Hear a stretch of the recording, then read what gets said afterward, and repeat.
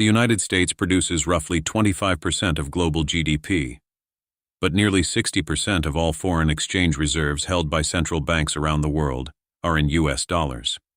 Oil is priced in dollars. International trade is invoiced in dollars. Sovereign debt across emerging markets is denominated in dollars. When a company in Vietnam buys steel from a company in Brazil, they probably settle that transaction in dollars, a currency neither country issues. Pause on that.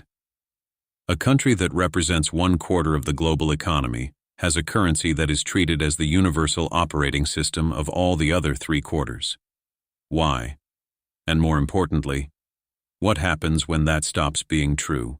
The dollar is not just a currency, it is infrastructure. And infrastructure once built is almost impossible to displace. Until it isn't. Before we go further, I want your instinct right now in the comments.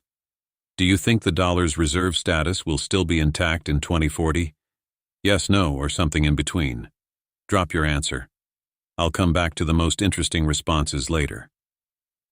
To understand why the dollar runs the world, you have to go back to a resort town in New Hampshire. July 1944. The war in Europe is not yet over, but 44 Allied nations have gathered at the Mount Washington Hotel in Bretton Woods to answer a question that will define the next century. What does the post-war financial order look like? Britain arrived with John Maynard Keynes and a proposal, a neutral supranational currency he called the Bancor, a new reserve asset that no single country would control. The United States arrived with Harry Dexter White and something better than a proposal. It arrived with leverage. America held 2/3 of the world's gold reserves. Its manufacturing base was intact, unlike Europe's, which had been bombed into rubble. It was the only country capable of financing the reconstruction that every other nation at that table desperately needed. Keynes's Bancor was elegant. America's proposal was backed by gold. The deal struck at Bretton Woods was straightforward. Every participating currency would be pegged to the dollar. The dollar would be convertible to gold at $35 per ounce. And the International Monetary Fund, newly created at this conference, would manage the system. In a single agreement, the dollar became the reserve asset of the global economy. Not because it was chosen for its virtues, because the country that issued it had won the war and held the gold. Bretton Woods didn't make the dollar the world's currency. It formalized what American power had already made inevitable. But here is the detail that most explanations skip entirely, because it changes how you understand the dollar's durability. The Bretton Woods system collapsed in 1971. Richard Nixon, facing inflationary pressure and a run on gold reserves, ended dollar-gold convertibility in a Sunday night televised address. Unilaterally. Without consulting the other nations that had built their monetary systems around the commitment. The gold window closed. The formal system was gone, and the dollar's dominance accelerated. Why? Because by 1971, the dollar wasn't backed by gold anymore. It was backed by something more durable and more difficult to replicate. It was backed by network effects. Every major commodity market priced in dollars. Every major financial institution held dollar accounts. Every correspondent banking relationship ran through dollar clearing.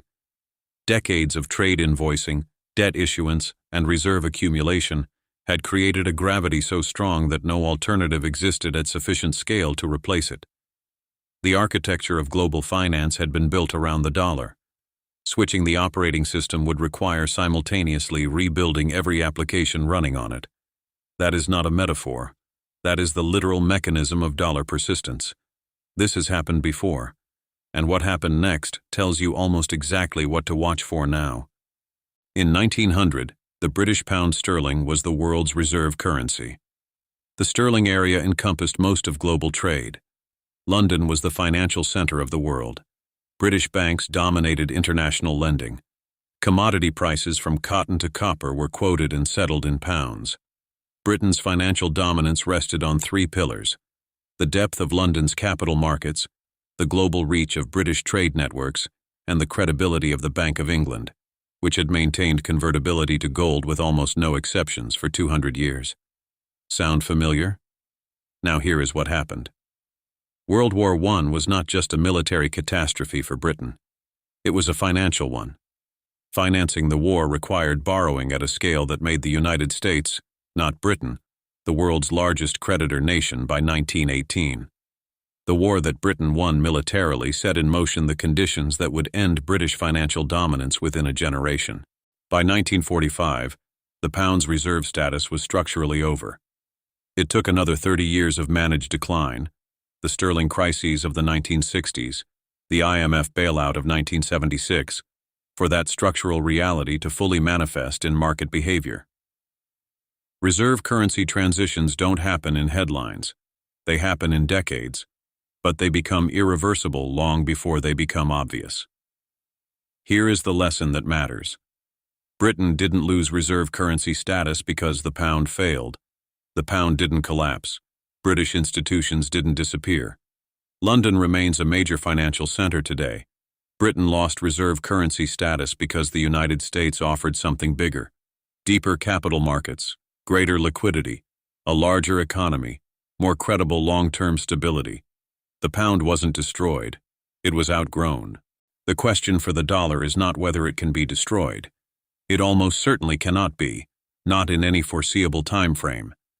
The question is whether something else can grow large enough to change the calculation for the marginal reserve manager at a central bank in Jakarta, or Riyadh, or Lagos. That question has a different answer in 2025 than it did in 2015. This is where most analyses fail. They build a compelling case for dollar decline and then stop, as if the case for decline is automatically a case for replacement. It isn't. And the reasons it isn't are specific and important. There is no asset on earth that functions like U.S. Treasury bonds, not because of sentiment or inertia, because of 4 structural properties that no alternative currently replicates. First, depth. The U.S. Treasury market is the deepest, most liquid sovereign debt market in history. Over $26 trillion in outstanding treasuries. Daily trading volumes that dwarf any comparable instrument. A central bank that needs to move $5 billion in reserves on short notice can do it in dollars without moving the market. In euros, that's harder. In yuan, it's currently impossible. Second, legal predictability. Rule of law in the United States, whatever its imperfections, means that a foreign government holding dollar assets has reliable legal recourse if those assets are threatened. That matters enormously to the sovereign wealth fund manager in Abu Dhabi, who is deciding where to hold $80 billion. Third, the military backstop. This is rarely stated directly in polite financial analysis, but it belongs in the picture. The United States Navy controls the sea lanes through which the majority of global trade moves. The security umbrella the U.S. provides, explicitly or implicitly, to dozens of trading partners is not free. It is partly paid for by dollar privilege, and it partly perpetuates it. It is a circular arrangement that is deeply uncomfortable to acknowledge and very difficult to exit. Fourth, the absence of a real alternative. The euro is credible but fragmented. 17 central banks cannot collectively offer the stability of one. The yuan is large in scale, but capital controls prevent the free movement that reserve currency status requires. Gold is finite and doesn't pay interest. Bitcoin cannot absorb sovereign reserve demand without volatility that makes it unusable as a store of value. The dollar doesn't persist because people love it. It persists because replacing it requires solving 4 simultaneous structural problems at once. No one has done that yet. This is the floor beneath dollar dominance. It is a real floor, not a polite fiction. Any serious analysis of dollar alternatives has to account for it. The people who predicted dollar collapse in 2010, in 2015, in 2020, they were not wrong about the pressures. They were wrong about the floor. So where does that leave us? The dollar is not collapsing. The dollar is being contested. And those are different things. But the second one still matters, in ways that are measurable right now. Here is what the data actually shows. 20 years ago, the dollar accounted for approximately 73% of global foreign exchange reserves. Today, that number is 58%, a 15 percentage point decline over 2 decades. This is not a collapse. It is slow, directional erosion, and it has not reversed. The movement is not into one alternative. It is into several smaller alternatives simultaneously: the euro, the Japanese yen, the Australian and Canadian dollar, and increasingly, renminbi, which moved from near zero to about 3% of global reserves in less than a decade. 3% is not a threat. The trajectory is: central banks bought more gold in 2022 and 2023 than in any two-year period since the end of Bretton Woods. Over 1,000 tons per year. The buyers were not primarily Western central banks. They were China, India, Turkey, Poland, Singapore. Countries that watched what happened to Russian foreign reserves in 2022, approximately $300 billion frozen by sanctions, and made a calculation about the risk of holding too much of their wealth in a currency subject to American legal jurisdiction. When a country freezes another country's reserves, it doesn't just punish that country. It teaches every other country's treasury minister that reserves denominated in that currency are not unconditionally theirs. BRICS nations, Brazil, Russia, India, China, South Africa, and their new members, now represent over 40% of global GDP at purchasing power parity. Their stated intent to reduce dollar dependency and bilateral trade is no longer rhetoric. 60% of India-Russia energy trade settled outside dollars. Saudi Arabia accepting yuan for oil sales to China. These are small numbers in the context of total dollar trade flows, but they represent a category of transaction, commodity settlement, that was considered structurally impossible to de-dollarize as recently as 5 years ago. And here is the signal I track most carefully. The IMF publishes quarterly data on the currency composition of global foreign exchange reserves, the COFER report. Watch two numbers. Watch dollar share, and watch the pace of change. If dollar share falls below 55% before 2030, it signals that the erosion is accelerating, not just continuing. That is the threshold where the behavior of reserve managers starts to create its own gravity. 4 signals. All public, all free. Signal 1. IMF COFER report. Dollar share of global reserves. Current, 58%. Watch for movement below 55% as the acceleration signal. Published quarterly by the IMF. Signal 2. Central bank gold purchases. Current, 1,000 plus tons per year at recent pace. Watch for sustained purchases above 1,200 tons annually. That indicates a structural allocation shift, not tactical buying. Published by the World Gold Council. Signal 3. BRICS bilateral local currency settlement volume. Current, India-Russia, Saudi-China documented.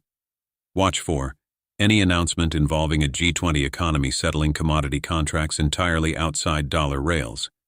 Each one is a data point on voluntary dollar bypass. Signal 4.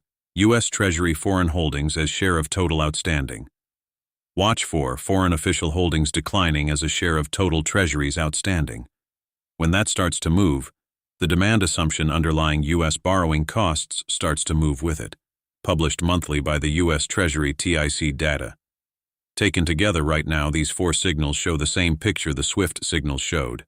Slow directional movement, not crisis, not collapse, but a direction that has not reversed since 2015, and that the events of 2022 accelerated. The pound didn't collapse, it became optional, and optional reserve currencies don't fail dramatically. They just stop being the first choice, and then eventually they stop being the default. Here is what I want you to carry from this. The dollar's reserve status is not a natural condition of the world. It was constructed, at a specific place, in a specific moment, by a specific distribution of power. Bretton Woods was not inevitable. The petrodollar system that replaced it, and that is what we'll cover in the next episode, was not inevitable either. And systems that were constructed can be reconstructed. Not quickly, not without enormous disruption, not in the time frame that makes for satisfying headlines. But the direction of travel is not ambiguous. The United States weaponized SWIFT in 2022. It froze $300 billion in Russian reserves in 2022. Both decisions were rational responses to a specific geopolitical moment. Both decisions were watched by every Treasury minister and central bank governor in the world, and both decisions, taken together, accelerated investment in alternatives in ways that will take a decade to fully manifest. The dollar's dominance was built on the world's willingness to accept American financial infrastructure as neutral plumbing. Every time that plumbing is used as a weapon, that willingness erodes a little more. This is not a collapse story. This is a competition story. And in competition stories, the incumbent has enormous advantages, until it doesn't. SWIFT is still the most powerful financial messaging network ever constructed. The dollar is still the deepest, most liquid reserve currency in history. These are real advantages. They are not permanent advantages. The British pound was a real currency backed by real institutions. It just stopped being the first choice. That process took 30 years, and it was irreversible long before it was obvious. This is Pillar 1 in the series on how American power actually works, and how it is being contested. Next episode, Pillar 2. The switch that disconnected a G20 economy from global finance in 48 hours. No airstrikes, no blockades, no troops. Just a message network most people have never heard of. What SWIFT actually is, how the United States controls it without formally governing it, and why 2022 may turn out to be one of the most consequential decisions in the history of financial power. Subscribe, turn on notifications, and if you know someone trying to understand why the global financial order feels less stable than it did 10 years ago, send them this series from the beginning. Because systems don't fail in headlines. They fail in the plumbing. And we track the plumbing. I'm Marcus. This is the Geopolitics of Money.